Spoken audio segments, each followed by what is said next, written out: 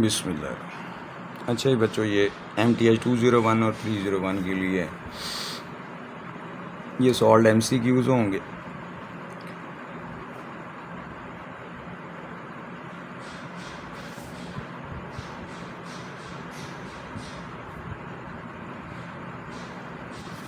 पहला वो कहता है intersection of two straight lines. दो स्ट्रेट लाइन जब भी इंटरसेक्ट करती हैं तो पॉइंट जनरेट होता है। ये गलत आंसर है इसका, बताता हूँ कैसे। देखो,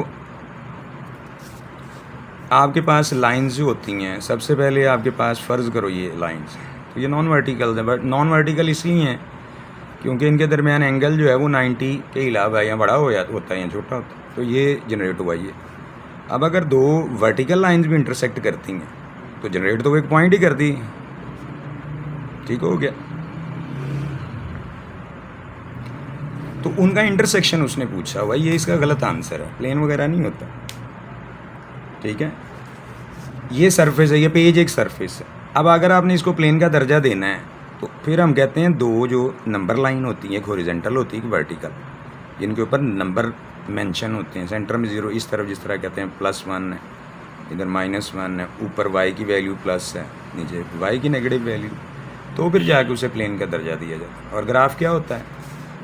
जो कर्व है, कर्व क्या चीज़ होती है भाई? आपने इसके ऊपर कोई भी ग्राफ ड्रा कर लिया, फ़र्ज़ करो ये स्ट्रेट लाइन ही आपने बना ली, तो ये कर्व है। फ़र्ज़ कर लो आपने इस तरह एक पैराबोला बनाया जो इस क्वाड्रेंट में बनता है। फ़र्ज़ करो एक सर्कल बनता है तीसरे क्वाड्रेंट में।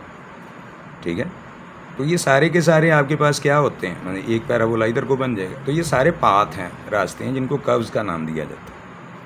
लेकिन जो इसका आंसर है वो क्या होगा? पॉइंट होगा।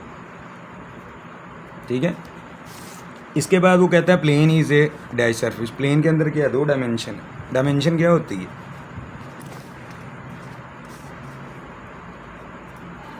भाई? अगर आप क्या करते हैं, लेफ़्ट राइट मूव करते हैं किसी रेफरेंस के लिहाज से, ये ठीक है जी, ये O है, आप इससे इस तरफ चलते हो तो लेफ़्ट पे राइट पे जा रहे हैं। अगर इस तरफ आ रहे हैं तो यहाँ पर आ रहे हैं, लेफ़्ट पे आ रहे हैं। अच्छा, तो अगर मैं इसके मुकाबले में एक और बना देता हूँ, ये अब क्या है, ये एक रेफरेंस है जिसके मुकाबले में आप ऊपर की तरफ जा रहे हैं। अब जो पॉजिटिव है यहाँ पर, जिस तरह ये पॉजिटिव है राइट, यहाँ पर क्या है? नेगेटिव होता है। इसी तरह ऊपर की तरफ क्या है? वो पॉजिटिव होता है नीचे। अब ये दो अलग अलग डायमेंशन, ये हॉरिजॉन्टल डायमेंशन है, ये वर्टिकल।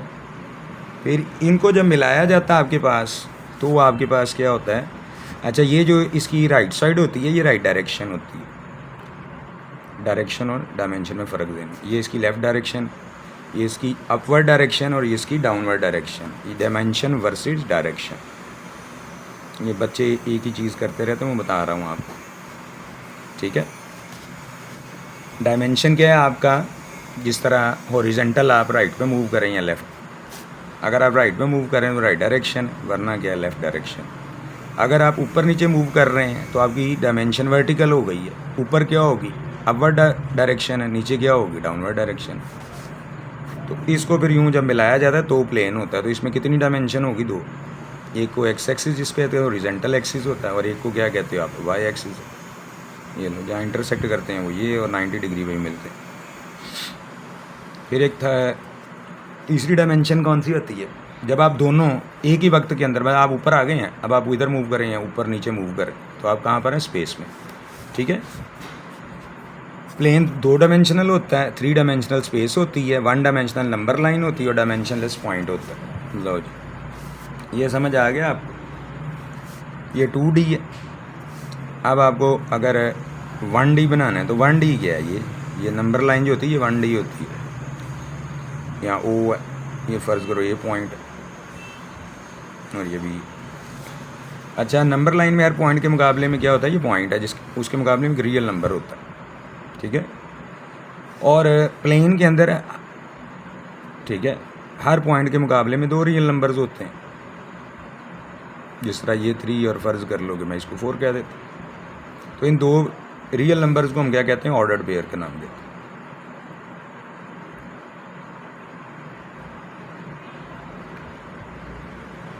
और अगर स्पेस होती है तो 3 डायमेंशनल हो जाती है। ये एक्स एक्सिस, ये वाई एक्सिस है।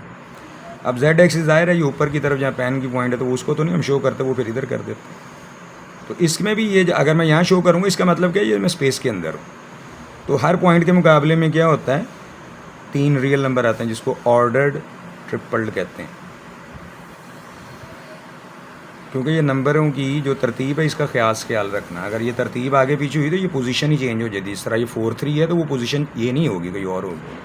ठीक है, इधर आपके पास हॉरिजॉन्टल डायमेंशन के अंदर होती है। और डायमेंशन लेस क्या होता है, ये 3D है, ये 2D है आपका, ये 1D है। और डायमेंशन लेस क्या है, ये बेटे अगर आएगा तो ये आपका हमेशा हमेशा के लिए इसके सारे क्लियर है। ये पॉइंट जो होता है ये डायमेंशन लेस होता है, नो डायमेंशन इसकी। ठीक है, इन चीज़ों का ख्याल रखें। आगे आओगे आपके पास क्या है, वो कहता है ये क्या होता है। आंसर तो इसका ये है, लेकिन ये कैसे है ये भी देख लो। ये पेज नंबर पे है सारा, इसको अच्छी तरह देख लेना आपने। ये मैंने आपके लिए आसानी के लिए सारा कुछ बताया कि इससे मुतल्लिका कोई भी आपको आ जाता है तो ये सारा मैंने आपको बता दिया। पेज नंबर भी बताए हुए हैं आपके सामने। ठीक है, और ये सारे का सारा इसमें मज़ीद देख लेना। ये सारी चीज़ें आपकी कवर हो चुकी हैं। आगे वो ये कहता है कि ये इसकी पैरामीट्रिक इक्वेशन क्या है। ठीक है, तो सबसे पहले तो हम इसको यूँ लिख लेते हैं,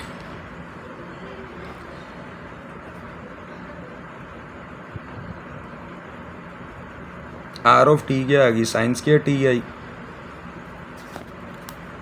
plus 1 minus cos 2 T J. अब सवाल तो इतना है, तो इससे आगे नहीं दिया। ये पेज नंबर 140 पे इस पर रेफरेंस मिलेगा। तो फिर इसमें हम क्या करते हैं, तीसरी डायमेंशन जो होती है ना वो खुद शो करते हैं, स्पेस वाली।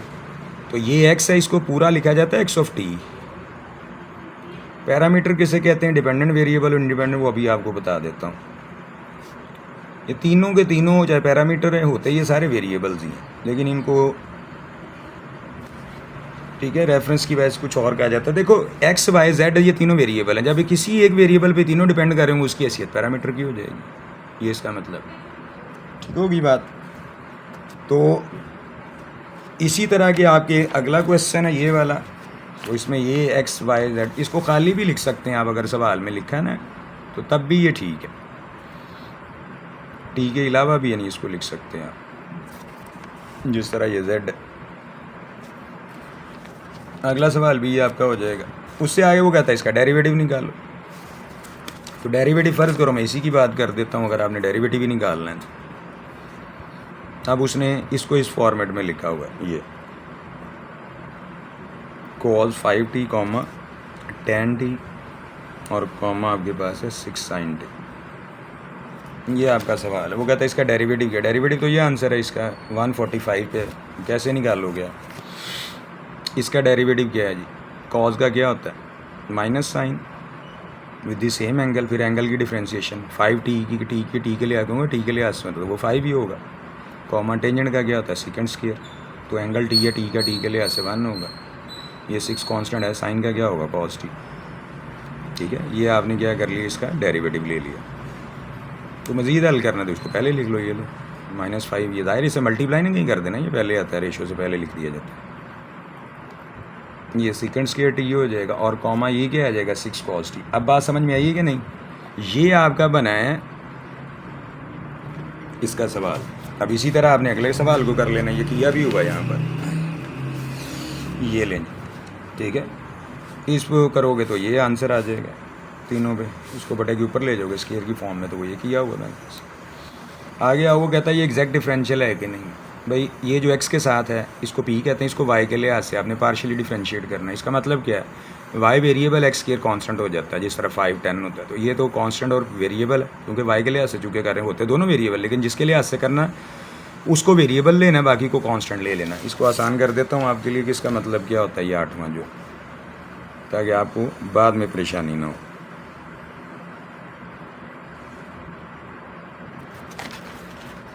ये की महत्व बेटे इसको समझना है। पहली बात है इसको p कहते हैं, जो x के साथ है वो p है, जो y के साथ होता है वो क्या होता है q हो जाता है। इसको हमने पार्शियली डिफरेंशिएट करना है y के लिहाज से। ये होता है डी की तरह ही है, ठीक है। इसको एक ही मरतबा समझना है आपने, ताकि डिटेल में आपको हर चीज़ में क्लियर कर दूँ। पहले इसको इसके ऊपर अलग अलग कर लो। ये बेस लाइन इसीलिए समझा रहा हूँ कि अगर कोई बच्चों के लिए बिल्कुल फ़र्स्ट टाइम है तब भी उसे उन्हें पता चल जाए कि ये हुआ क्या असल में। अब मैंने बताया कि वाई के लिहाज से जब करेंगे तो चाहे वेरिएबल एक्स ही है वो कांस्टेंट के तौर पे वक्ती तौर पे सिर्फ जहन में सपोज करना है कि हाँ भाई ये, तो जब कांस्टेंट होता है तो उसको बाहर लिखते हैं कैसे, जैसे अगर ये लिखा हो 5x होता है तो इसका जब डेरिवेटिव लेते थे आप, यहाँ कुछ भी हो, फ़र्ज़ करो 5 ही है इसकी पावर, तो कांस्टेंट को तो आप बाहर लिख लेते थे ना, तो जो अंदर वेरिएबल है उसी के ऊपर डेरिवेटिव ऑपरेटर अप्लाई करना ना। तो सेम केस यहाँ पर हमने किया कि वाई जो है वो वेरिएबल है, बाकी हर चीज़ कांस्टेंट हो जानी, चाहे वो वेरिएबल है या कांस्टेंट, जो नीचे डेरिवेटिव ऑपरेटर में है उसके लिहाज से करना होता है। तो अब आपको पता अगर ये x होता, फ़र्ज़ करो ये 5 into D over D x होता, तो x का x के लिहाज से 1 होता है, तो 5 इंटू 1 हो जाना था। तो इसी तरह आप इसका भी 1 कर दो, तो ये आ जाएगा x square into 1 plus y का वाई के लिहाज से ये 1 है, तो ये क्या आ जाएगा एक्स स्क्वायर प्लस 1। तो इसका आपने करना था किसके लिहाज से, ये p का डी पी ओवर ये आ गया। अब इसका करना है आपने x के लिहाज से, तो जब आप इसका x के लिहाज से करोगे, ठीक है,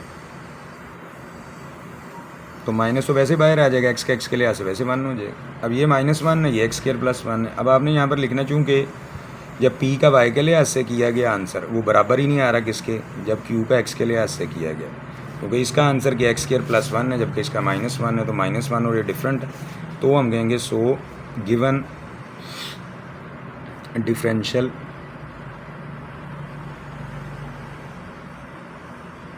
इज़ नॉट एग्जैक्ट, तो एग्जैक्ट नहीं है।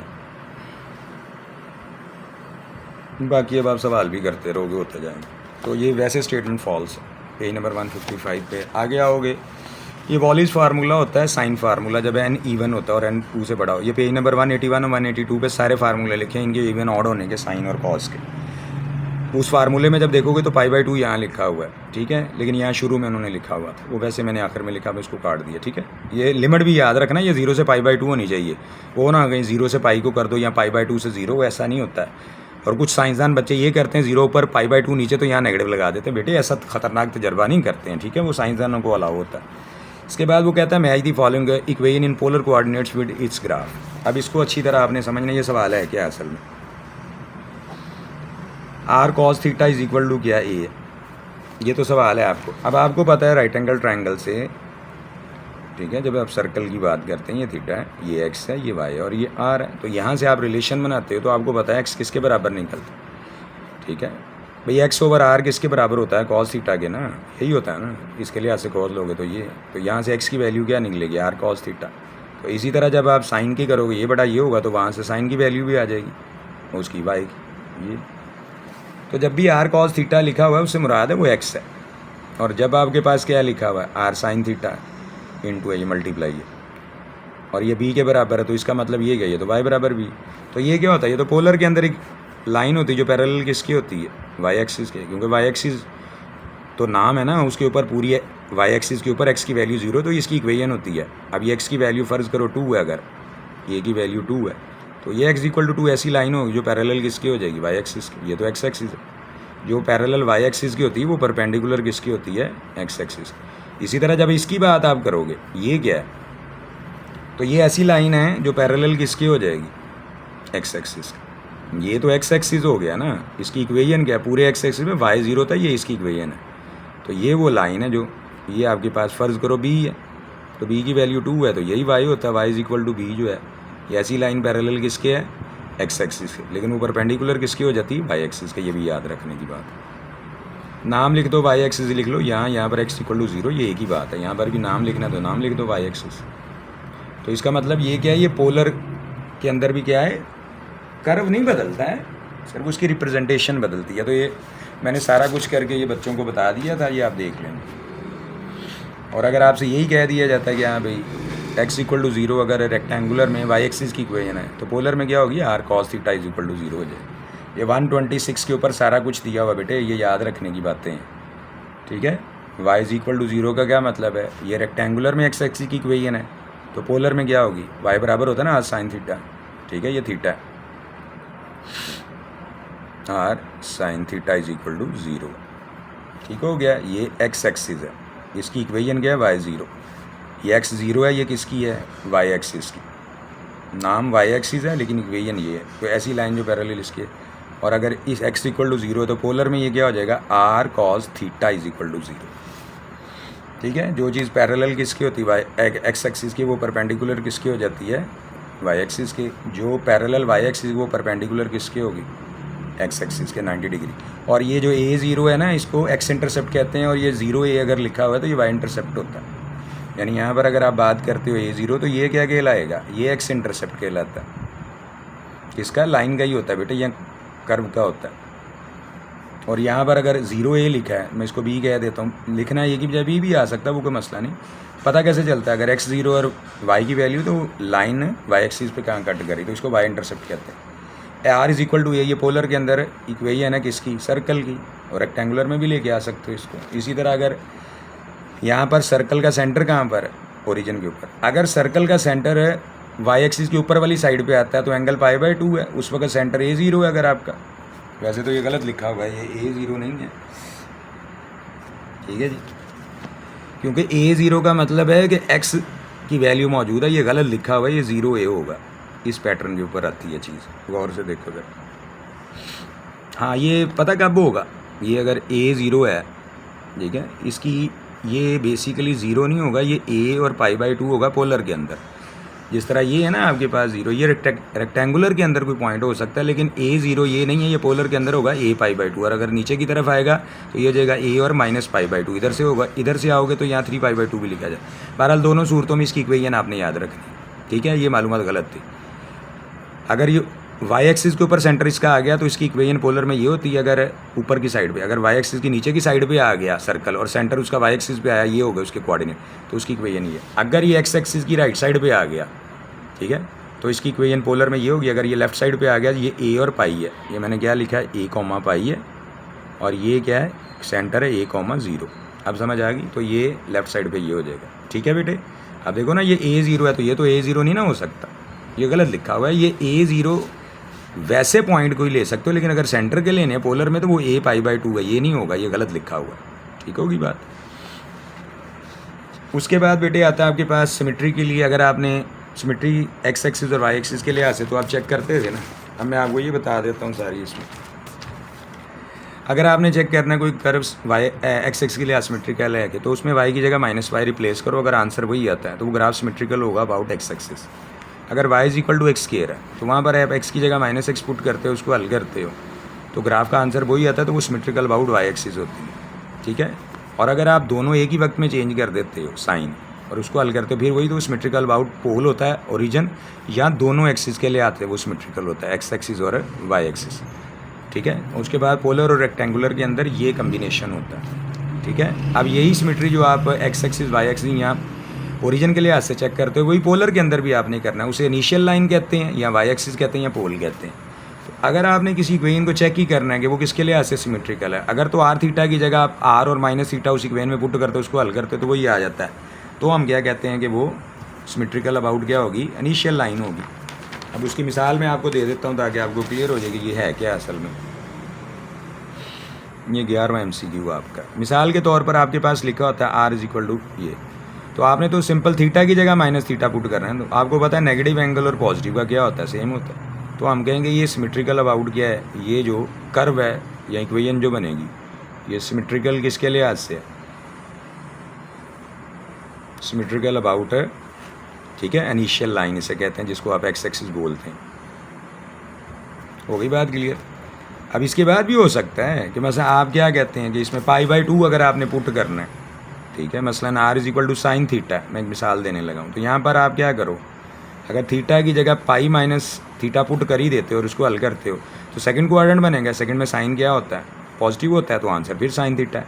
तो ये जो है ये इनिशियल लाइन के नहीं पर सिमेट्रिकल है, ये है सिमेट्रिकल अबाउट वाई एक्सिस से कहते हैं।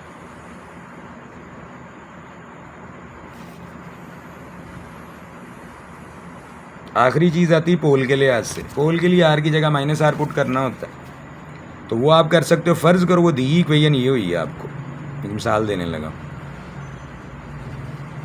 तो इसमें वो कहता है आर की जगह सिर्फ माइनस आर पुट करना होता है। तो कोई इक्वेशन को हल करो अगर तो वो दोबारा वही आ जाता है, तो वो सिमेट्रिकल अबाउट पोल हो जाती है, जिसको पोल को पोलर में कहते हैं और उसी को ओरिजिन कहते हैं रेक्टेंगुलर में। अब ये सिमेट्रिकल किसके लिहाज से है, ये सिमेट्रिकल है किसके लिहाज से, अबाउट पोल।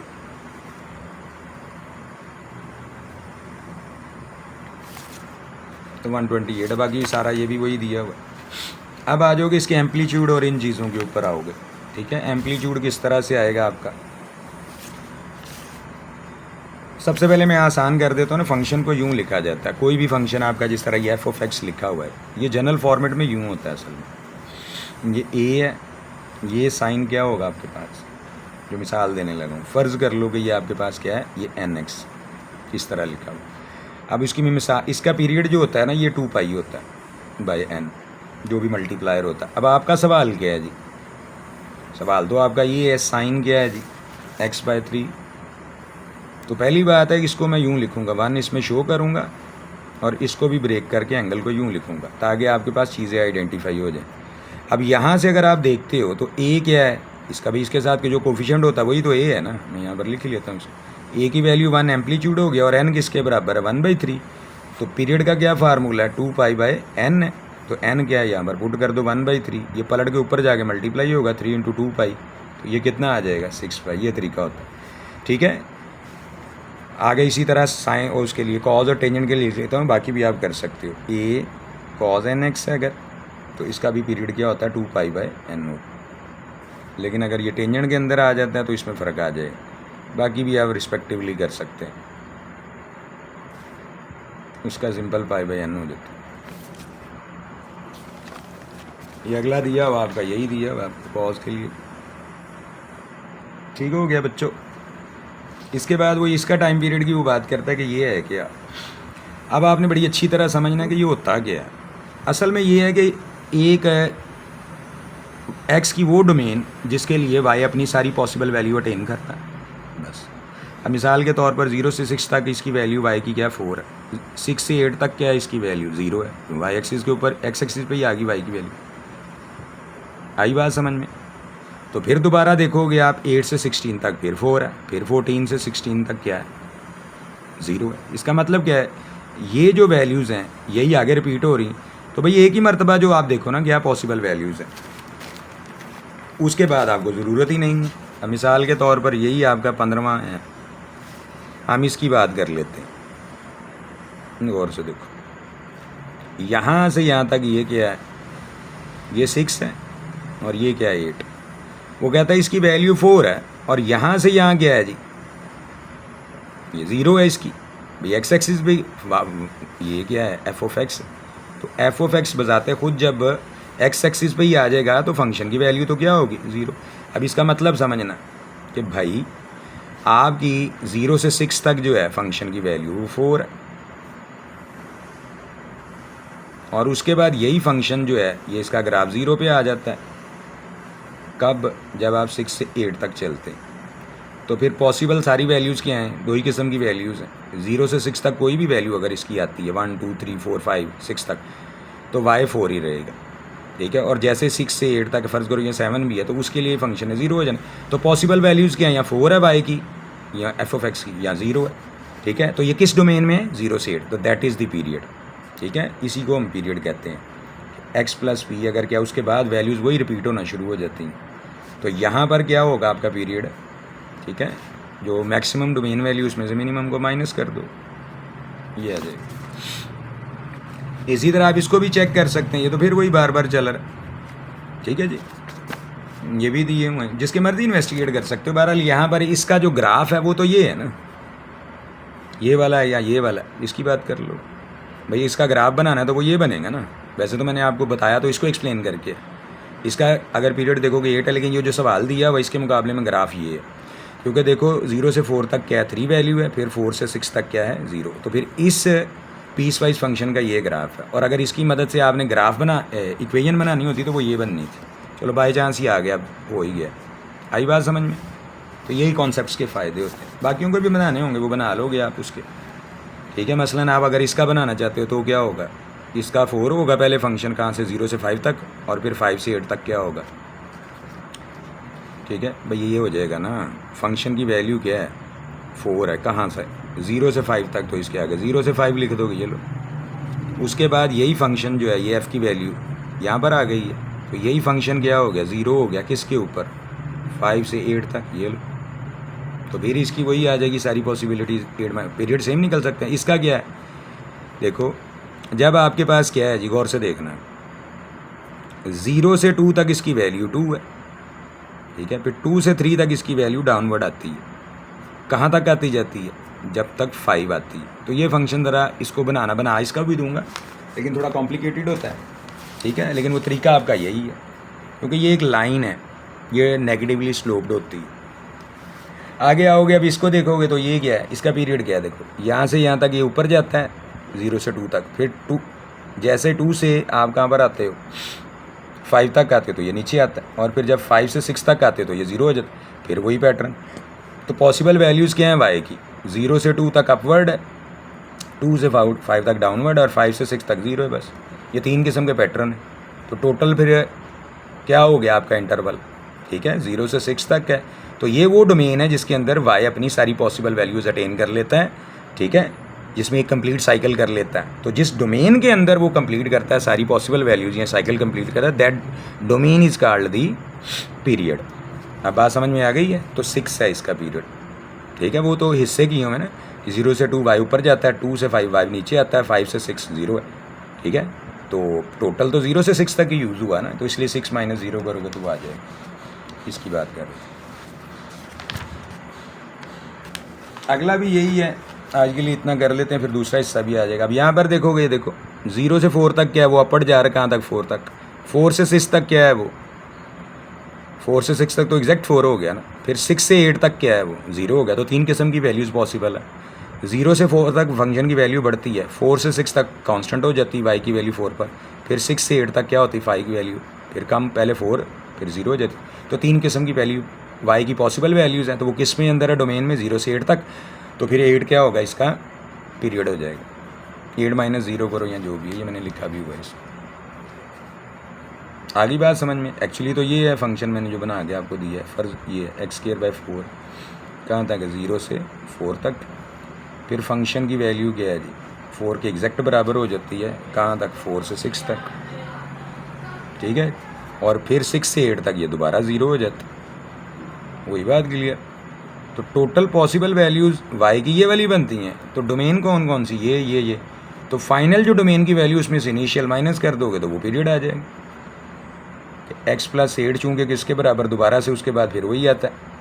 तो इसका मतलब क्या हुआ कि पीरियड किसके बराबर है, 8। क्यों, क्योंकि 8 के बाद फिर यही पैटर्न आ जाता है, देखो ऊपर जाने वाला, फिर बराबर। तो जो आपकी डोमेन जिसमें y अपनी तमाम पॉसिबल वैल्यू अटेन करता है, उस डोमेन का नाम क्या होता है, पीरियड कहते हैं।